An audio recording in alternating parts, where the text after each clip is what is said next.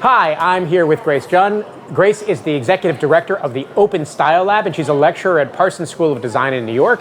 And she does wonderful work on people with diverse abilities and clothing that fits their lifestyle. Although we've looked at rampways and kind of building infrastructure, there hasn't been some serious consideration about clothing as something that prevents you from your basic rights in terms of looking at how to dress yourself for a job. Is it really kind of your fault if you have special dexterity but you can't put on a button-down shirt for that job interview? Or is it the way that we just kind of really need to redesign things to make it more accommodating?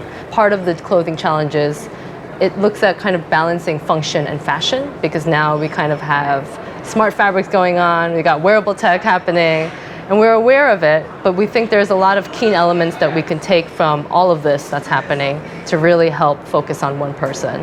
I started off at Parsons as an alum because I got my master's there, so my thesis and body of work was looking at a wearable garment that looked at range of motion, or the range of your arms, for a woman with post-breast cancer surgery. So I see that same type of approach being applied, I think, or can be applied in industry. So today, like you said, all the tech companies from Apple, Sony, Microsoft to Samsung, they got their own wearable tech VR headset gears. But I'm trying to argue, wow, we could really use some of that VR stuff to map 3D spaces for someone that really needs to understand what their peripheral or space is like.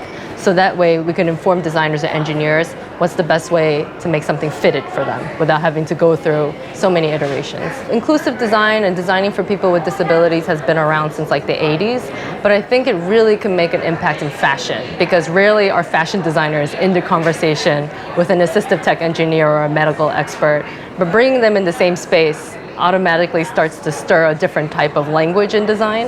And I feel that that could definitely apply. Right in my class right now, there are not only fashion designers, but there are products, there are people with business backgrounds, there are people who creatively code, and they're all kind of picking up on this user experience for wearable garments. You mentioned in your presentation that design is part of disability is part of the human condition. Yeah.